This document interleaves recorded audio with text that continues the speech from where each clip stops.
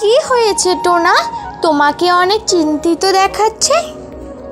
তুমি এমন করে মন খারাপ করে থেকো না। তুমি আমাকে আর সুন্দরী টুনিকে বলো, আমরা তোমার সব সমস্যার সমাধান করে দেব। টোনা, দিদি তো ঠিক কথাই বলেছে। বলো আমাদের, তোমার কি হয়েছে? তোমরা জানো না আমার কি হয়েছে? আমি শুধুমাত্র বাবা ডাক শুনতে চাই। বিয়ে করে 5-6 বছর হয়ে গেল, এখনো আমি বাবা ডাক শুনতে পেলাম না। টোনা, তুমি শুধু বাবা ডাক শুনতে চাও? আমরাও তো চাই আমরা যদি মা হতে পারি, কিন্তু আমাদের এমন ভাগ্য খারাপ যে আমরা দুই বউ কেউ ডিম দিতে পারছি না। হ্যাঁ গো টোনা, দিদি সত্যি কথাই বলছে। শোনো না টোনা, আমি শুনেছি জঙ্গলের ওপারে এক হিড়িং পিড়িং বাবা বসবাস করে। আমি শুনেছি তিনি নাকি একটা ফল দান করে, সেই ফল খেলে নাকি সবাই গর্ভবতী হতে পারে। ছোট বউ, তুমি সত্যি বলছো?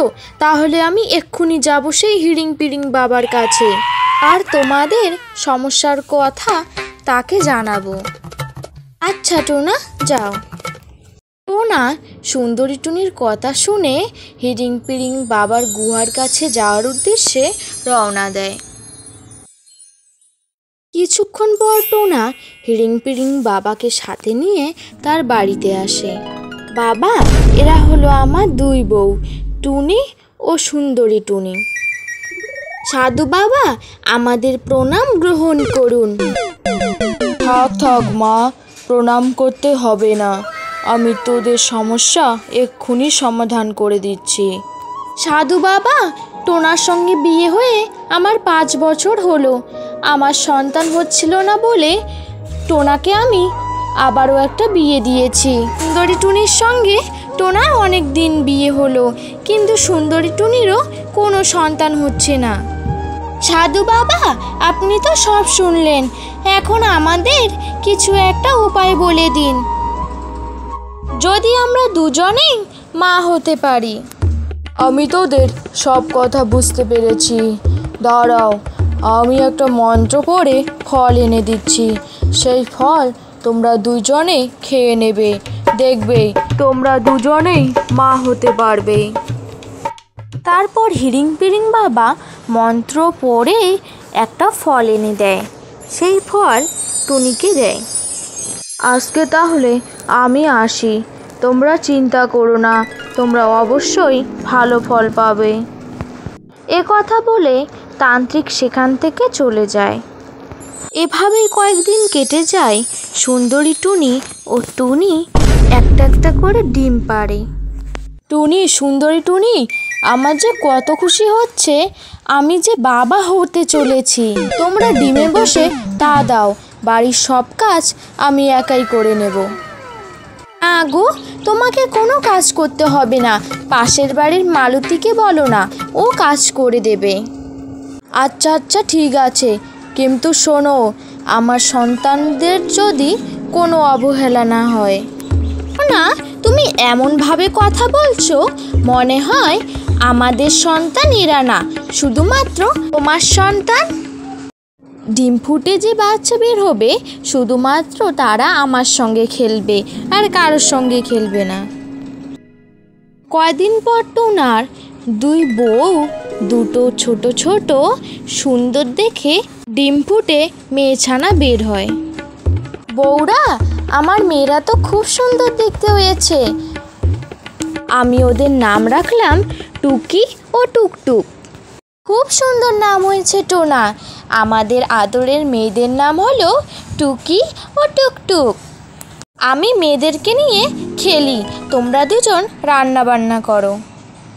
টোনা, শোনো না, আজকে নাকি মাসি আমার মেয়েকে দেখতে আসবে, তুমি একটু মাংস নিয়ে এসো। হ্যাঁ হ্যাঁ গো, মাংসর সাথে একটু মাছও নিয়ে এসো, অনেক দিন পর আসছে তো। আচ্ছা আচ্ছা, বেশ বেশ, আমি নিয়ে আসবো।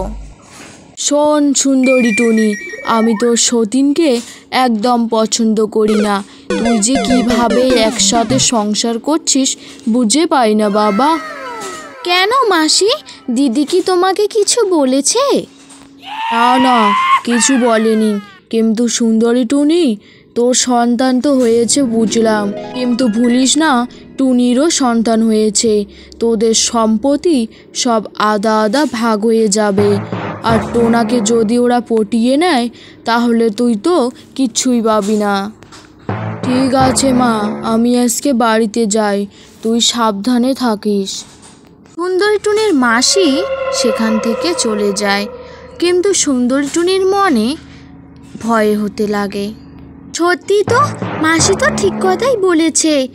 টোনা তো টুনির মেয়েকে বেশি ভালোবাসে। তাহলে কি টুনির মেয়ের নামে সব সম্পত্তি লিখে দেবে?